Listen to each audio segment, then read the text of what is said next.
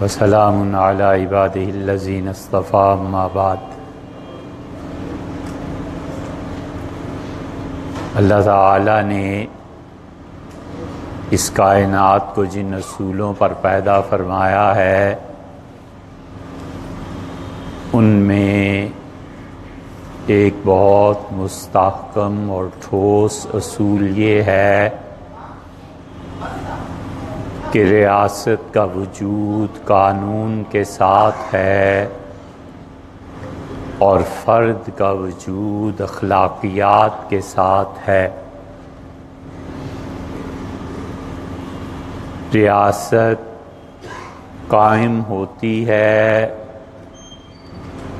جب قانون نافذ ہوتا ہے اور حکومت کی رٹ ملک کے ایک ایک انچ پہ ہوتی ہے اور قوم اور فرد کا وجود ابھرتا ہے جب لوگ اخلاقیات کے پابند ہوتے ہیں۔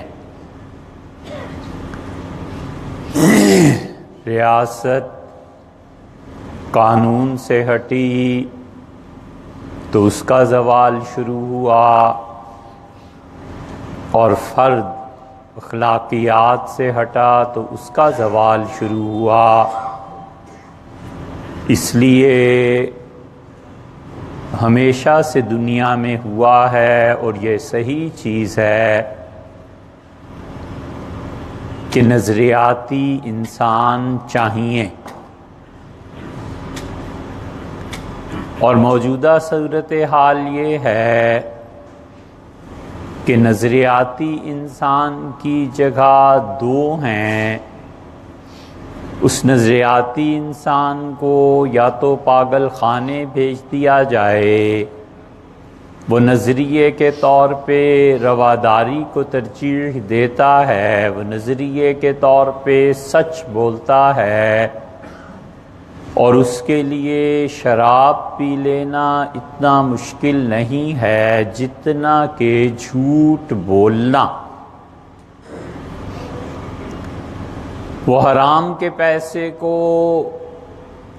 اس پہ ترجیح دیتا ہے کہ وہ جہنم میں چلا جائے مگر کسی کا مال نہ کھائے، اور اس کا نظریہ یہ ہے کہ مجھے صاف رہنا ہے اپنے باطن اور دل کے اعتبار سے، تو اس کے لیے کوئی بھی بڑے سے بڑا جسمانی گناہ ممکن ہے لیکن غیبت ممکن نہیں ہے۔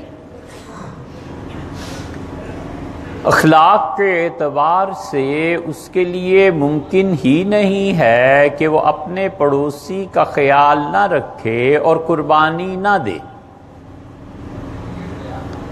اور ریاست بھی ایسی ہو، اور اگر کسی انسان کے نظریات ایسے ہیں تو اس کی پہلی جگہ پاگل خانہ ہے کہ لوگ کہتے ہیں دیوانہ ہے، پاگل ہے، 1 کروڑ روپیہ رشوت میں مل رہا تھا اور نہیں لیا، اس پاگل آدمی کو جیل بھیج دو، اور یا پھر دوسری جگہ اس آدمی کی عجائب گھر ہے کہ یہ پرانے لوگ ہیں، انہیں ذرا سجا کر رکھ لو اسٹیچو کے طور پہ، اور بچوں کو بتاؤ کہ پرانے زمانے میں ایسے آدمی ہوتے تھے۔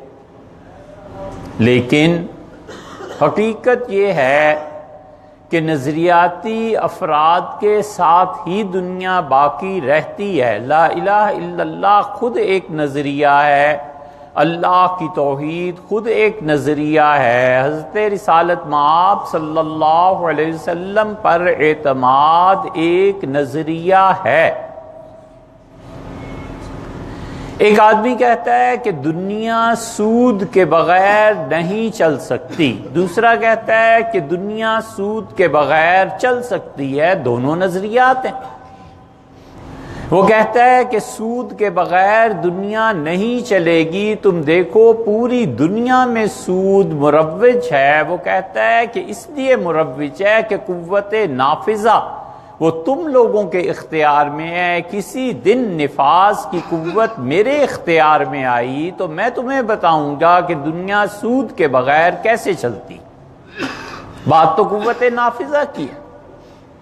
تم جس اصول پہ قائم ہو یہ دنیا کو ڈبو دے گا، دھچکے لگیں گے اور مارے جائیں گے لوگ، اور سود تباہ کر دے گا۔ وہ کہتا ہے کہ نہیں، سود کے بغیر دنیا چلا کے دکھاتا ہوں، اور اگر میں مان جاؤں کہ سود کے بغیر دنیا نہیں چل سکتی تو اس کا مطلب ہے کہ کائنات کو چلانے کے لیے ایک نئے نظریے کی ضرورت ہے، اور وہ نظریہ یہ ہے کہ سود معیشت میں ہونا چاہیے۔ اور اتنے بڑے نظریے کو دینے کے لیے ایک نبی درکار ہے، تو ختم نبوت کا انکار لازم آتا ہے۔ ختم نبوت کے دوسرے معنی یہ ہیں کہ ہم قیامت تک کے لیے حضرت رسالت مآب صلی اللہ علیہ وسلم کی تعلیمات کو کافی سمجھتے ہیں۔ ایک آدمی کہتا ہے پردہ ضروری نہیں، وہ پوری دنیا کی عورتوں کو بے حجابی میں رکھنا چاہتا ہے، اور ایک کہتا ہے پردہ ضروری ہے۔ جو کہتا ہے پردہ ضروری ہے اس کے پیچھے نبوت ہے، اور جو کہتا ہے پردہ ضروری نہیں ہے اس کے پیچھے بھی کوئی آدمی ہے۔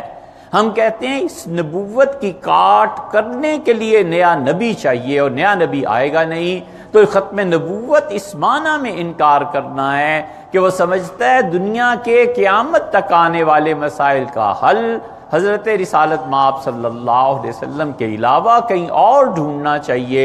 یہ نظریاتی آدمی کہتا ہے نہیں، اللہ نے نبوت کو جو ختم کیا ہے اور اجتہاد کا جو دروازہ کھولا ہے تو اللہ نے قصداً اپنی مخلوق کے ساتھ ایسے کیا ہے تاکہ وہ قیامت تک کے لوگوں کو بتا دے کہ اب آخری خدا کے رسول یہی ہیں اور آخری نظریہ یہی ہے۔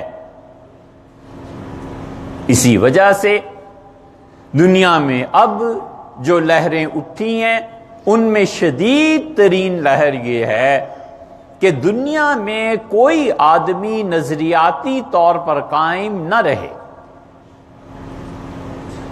اور انہوں نے جو چیزیں خود سے بہت حد تک استوار کی اور صدیاں لگائیں جن نظریات پہ خود دستبردار ہو گئے۔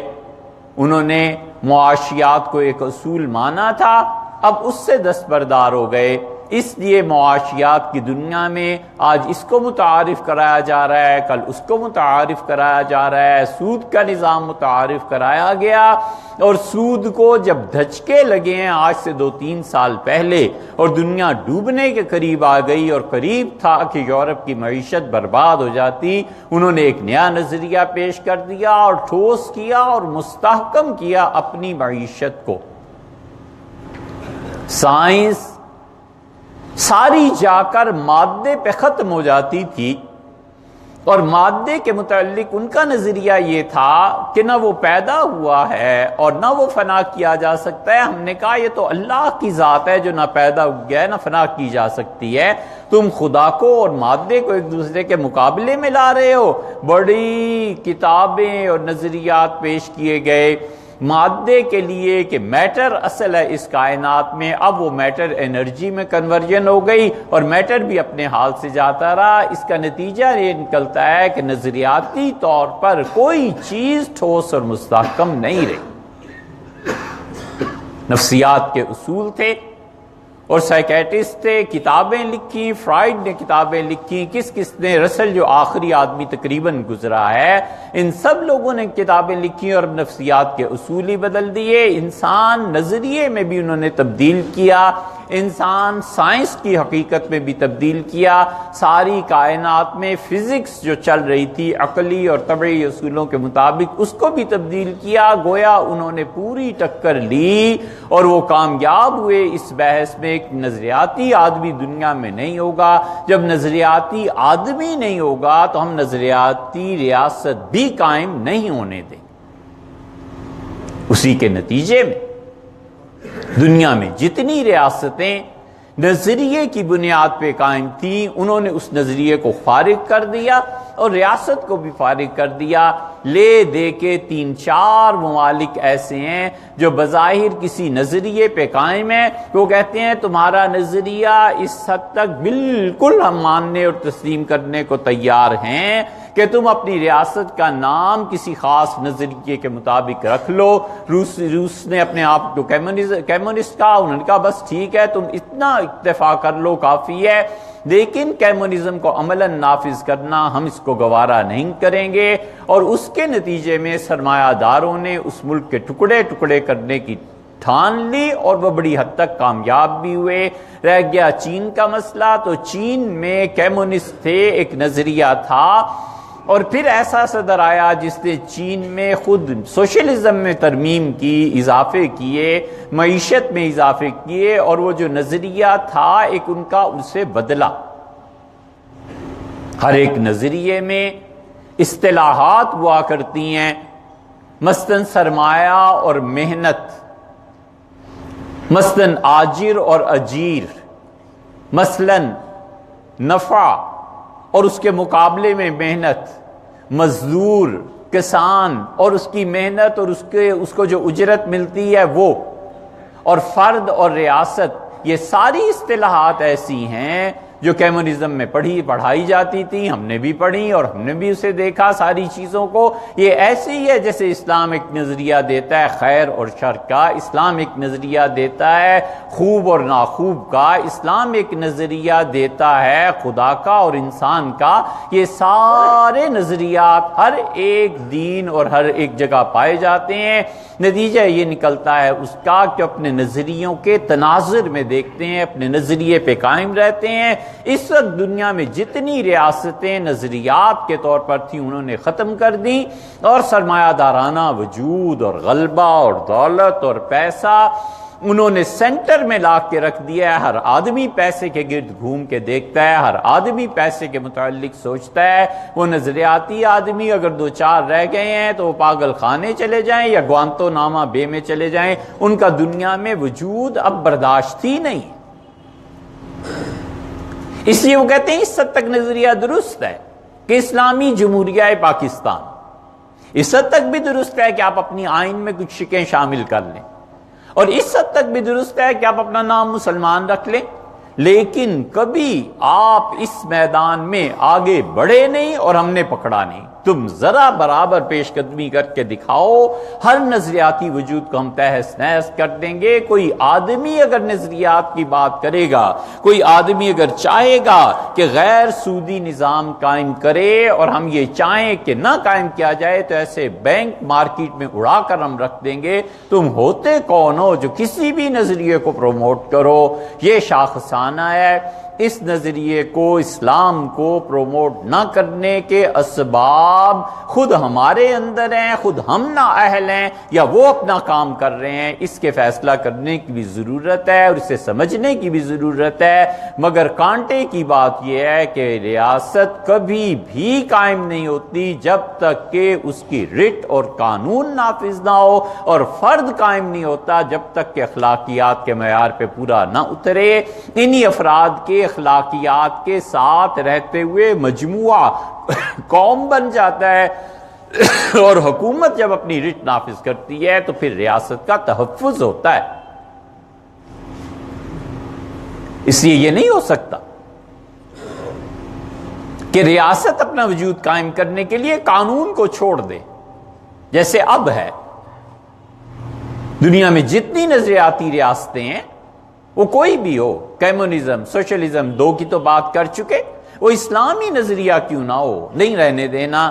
اس لیے کہ نظریاتی آدمی بھی درکار نہیں اور نظریاتی ریاست بھی درکار نہیں۔ اسرائیل بالکل کوئی مذہبی ریاست نہیں ہے، اسرائیل ایک نسلی ریاست ہے۔ ان کے نزدیک بھی ایک یہودی جو تورات پہ عمل کرتا ہے وہ اور ایک مسلمان دہشت گرد دونوں برابر ہیں۔ اگر اسرائیل کوئی ریاست ایسی ہوتی جو نظریے کی بنیاد پہ قائم ہے تو یہ اب تک عثمانیوں اور 18ویں اور 19ویں صدی کے حنفی فقہا کے مطابق فیصلے کر رہے ہوتے۔ ان کا اپنا کوئی قانون نہیں۔ اسرائیل کو نظریاتی ریاست وہی کہہ سکتا ہے جس نے تالمود کو نہیں پڑھا۔ ہمارے ہاں تالمود ہے، ہم آپ کو بتائیں تالمود میں کیا ہے، یہودیوں کے قوانین کیا ہیں۔ یہودی اب تک اسرائیل میں اپنے قوانین نہیں نافذ کر سکے۔ اور وہ فیصلے کرتے ہیں فیملی لاز میں، وہ عثمانیوں کو دیکھتے ہیں کہ عثمانیوں نے کیا فیصلے کیے تھے۔ عثمانی کون تھے؟ خالص حنفی فقہا تھے۔ حنفی فقہ اب بھی دنیا میں یہ اہلیت رکھتی ہے، ایک حنفی فقہ اور ایک مالکی فقہ، دونوں یہ اہلیت رکھتی ہیں کہ ملکی قانون کی جگہ لے سکیں۔ وجہ اس کی بہت سادہ ہے کہ مالکی فقہ میں 800 سال تک حکومت قائم رہی اسپین میں، اور مالکیوں نے اپنی حکومت، اپنا قانون نافذ کیا ہے، اور حنفیوں نے تو کم سے کم بھی 1200 سال حکومت کی ہے اور انہوں نے اپنے قانون کو نافذ کیا ہے۔ اور حنفیوں میں اب تک ایک خصوصیت پائی جاتی ہے اور مسلسل اجتہاد کیا ہے۔ نیا مسئلہ آیا اور انہوں نے فتویٰ دیا، نیا مسئلہ آیا اور ان کے مفتیوں نے بحث شروع کی۔ اللہ تعالیٰ انہیں سلامت رکھے جو اس دماغ اور اس وسیع نظر کے ہیں۔ اب تک حنفی فقہ میں یہ چیز پائی جاتی ہے، اس کے دو فقہ، اور حنبلی فقہ آہستہ آہستہ اس میں آ رہی ہے۔ سعودیہ میں نئے قوانین نافذ ہو رہے تھے، سعودیہ میں آہستہ آہستہ بینکنگ یہ وہ چیزیں آ رہی تھیں، اور وہاں کے علماء فیصلہ کر رہے تھے۔ شاہ فہد نے مثلاً یہ کہا کہ سعودیہ میں طلاق کا رجحان بڑھ گیا ہے اور 3 طلاق کے مسئلے پہ اجتہاد ہونا چاہیے کہ 3 کو ایک قرار دیں۔ اور جتنے اہل حدیث علماء دین تھے انہوں نے کہا ہمارے نزدیک ویسے بھی 3 ایک ہے، تو ہمیں تو کچھ کہنے کی ضرورت نہیں۔ یہی ان کا مسئلہ شاہ فہد کی طرف سے، جب حنبلی جو مفتی اور فقیہ ہیں وہاں کے 40 آدمی متعین ہیں، بڑے بڑے کبار علماء ان کے ہاں پہنچا، انہوں نے سلطان کو، بادشاہ وقت کو لکھ بھیجا، انہوں نے کہا اس پہ کوئی اجتہاد نہیں ہو سکتا، اور 3 طلاقیں 3 ہی ہوتی ہیں، کتاب و سنت میں یہی تعلیم کرتی ہے، اس سے زیادہ ہم کچھ نہیں کہہ سکتے۔ حنبلی فقہا اور حنبلی مسلک آہستہ آہستہ اس سے گزر رہا تھا۔ اب آ کر سلطان محمد بن سلمان جو پرنس ہے اس نے روک دیا، اس لیے کہ انہوں نے کہا حرمین شریفین میں بے شک اسلام کا قانون نافذ ہو، لیکن سعودیہ کے دیگر علاقوں میں اس قانون کی پابندی نہیں کی جائے گی۔ عورتیں ڈرائیونگ کریں، باہر آئیں، سینما گھر بنائے جائیں، یہ کیا جائے وہ کیا جائے، اس پہ زیادہ بات کی ضرورت بھی شاید نہیں ہے، آپ خود ہم سے زیادہ بہتر جانتے ہیں۔ تو اب وہ جو اس نے قدم لیا ہے، حنبلی یہاں پر آ کر رک گئے ہیں، اور شافعیوں کی تو کوئی ایسی سلطنت ہے نہیں، مصر میں ہے، اس کے باوجود وہ حنفی فقہا کی طرف آ رہے ہیں۔ تو ریاست کا وجود نظریے کی بنیاد پہ اسرائیل میں بھی نہیں ہے۔ اگر اسرائیل نظریاتی کوئی مملکت ہوتا تو کیا ان کے جو بڑے بڑے اچھے یہودی علماء اور قاضی ہیں وہ عثمانیوں کے حنفی فقہا کے مطابق فیصلے کرتے ہیں؟ ان کی اپنی تالمود ختم ہو گئی۔ سعودیہ اگر نظریاتی مملکت ہوتا تو کیا یہ سود کی اجازت دے سکتے تھے؟ سود کی اجازت کا دینا اور خود دین کو استعمال کرنا تاکہ بادشاہت کا وجود قائم رہے۔ اب غور کیجئے، دین کو استعمال کرنا تاکہ بادشاہت کا وجود قائم رہے، کیا اسلام اس لیے آیا تھا؟ اسلام کا تو مزاج یہ تھا کہ سیدنا عمر رضی اللہ عنہ سے کہا گیا اپنے بیٹے کو دے دیں، انہوں نے کہا ہرگز نہیں۔ انہوں نے کہا خدا کی قسم جس میرے بیٹے کو طلاق دینی نہیں آئی اپنی بیوی کو، میں امت اس کے سپرد کر دوں گا۔ اسلام کا تو نقطۂ نظر یہ ہے کہ اگر بیٹا اہل ہے ٹھیک ہے، اس کے باوجود شورا اس کی تصدیق کرے گی، علی اطلاق بیٹے کو وارث نہیں بنایا جا سکتا۔ اسی لیے سیدنا معاویہ رضی اللہ عنہ بڑے غور اور فکر کے بعد اس نتیجے پہ پہنچے۔ اس پہ مکریزی نے لکھا ہے، اسے پڑھنا چاہیے، اور غالباً یہ نظریہ ان کا بہت گہری سوچ پر مبنی تھا کہ بنو امیہ اس وقت ٹکڑے ٹکڑے ہو جائے گی یہ امت۔ بنو امیہ اگر کسی شخص پہ جمع ہو سکتے ہیں تو میرا بیٹا یزید ہی ہے، اس کے سامنے نہیں بولیں گے، وگرنہ یہ سب سر اٹھائیں گے اور مملکت تباہ ہو جائے گی، امت تباہ ہو سکتی ہے۔ انہوں نے یزید کا نام لیا اور بنو امیہ اس پہ متفق ہو گئے۔ یہی چیز جب مدینہ منورہ پہنچی بیعت کے لیے سب سے پہلا آدمی مدینہ منورہ میں اٹھ کھڑا ہوا اور عبد الرحمن بن ابو بکر رضی اللہ عنہ تھے۔ عبد الرحمن بن ابو بکر رضی اللہ عنہ نے سنا اور نماز کے بعد اعلان کیا گیا کہ حضرت معاویہ رضی اللہ عنہ اپنے بیٹے یزید کے لیے بھیجا ہے کہ اس کی بیعت کر لی جائے۔ تو حضرت عبد الرحمن بن ابو بکر رضی اللہ عنہ اٹھے اور زور سے بولے اور ان کا سنت قیصر و کسریٰ، قیصر اور کسریٰ کا قانون اب ہمارے یہاں چلے گا۔ وہ بادشاہ، وہ حضرت معاویہ رضی اللہ عنہ کا نمائندہ تھا، اس نے کہا سنت ابی بکر و عمر، ابو بکر اور عمر کی روایت پہ عمل کیا جائے گا۔ اس نے کہا جھوٹ بکتے ہو، ابو بکر نے اپنے بیٹے کو نہیں لائے اور عمر اپنے بیٹے کو نہیں لائے، کیا بری بات کرتے ہو؟ اور اس نے کہا پکڑو اس آدمی کو، یہ جو ایسی باتیں کرتا ہے یہ وہ ہے جس کے متعلق قرآن نے کہا ہے کہ وہ اپنے ماں باپ کو گالیاں دیتا ہے، اف لکما، تم دونوں میرے ماں باپ برباد ہو جاؤ۔ یہ اس نے طنز کیا حضرت عبد الرحمن ابو بکر رضی اللہ عنہ بن ابو بکر رضی اللہ عنہ پہ، کیونکہ عبد الرحمن بدر میں حضرت ابو بکر رضی اللہ عنہ کے خلاف لڑے۔ عبد الرحمن تو ایمان لائے جب 8 ہجری میں مکہ فتح ہوا۔ ام المومنین حضرت عائشہ رضی اللہ عنہ سب کچھ حجرے میں سن رہی تھی۔ رسول اللہ صلی اللہ علیہ وسلم قبر مبارک کے قریب ہی یہ ساری بات ہو رہی تھی۔ جب اسے پکڑنا چاہا تو عبد الرحمن بن ابو بکر رضی اللہ عنہ بھاگے اور اپنی ہمشیرہ حضرت عائشہ رضی اللہ عنہ نے اپنا دروازہ کھولا اور بھائی کو اندر بلا لیا، اور وہ بولیں اور انہوں نے کہا یہ جس آیت کو تم ہمارے متعلق کہہ رہے ہو نا کہ میرے والد اور میرے بھائی کے بارے میں یہ نازل ہوئی ہے، میں تمہیں بتاؤں اس آیت کی تفسیر میں تم سے زیادہ جانتی ہوں، اور میں تمہیں اس کا بھی بتا سکتی ہوں جو ابھی اپنے باپ کی پیٹھ میں تھا اور ماں میں منتقل نہیں ہوا تھا اور رسول اللہ صلی اللہ علیہ وسلم نے اس پہ لعنت بھیجی تھی، تم کہو تو میں اس کا بھی نام لوں؟ یہ ریاست کی تشکیل ہے، یہ نظریات ہیں۔ اس لیے سعودیہ میں جو کچھ بھی ہے یہ اسلامی ریاست نہیں ہے، نظریاتی ریاست نہیں ہے۔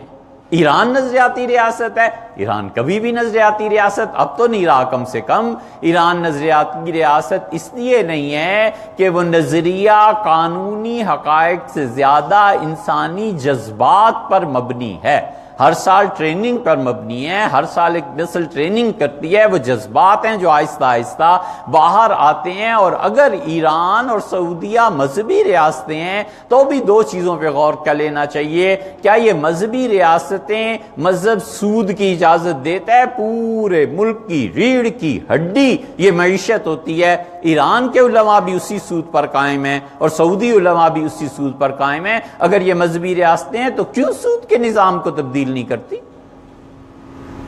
اور دوسرے دونوں زوال پذیر ریاستیں ہیں، ترقی یافتہ نہیں ہیں۔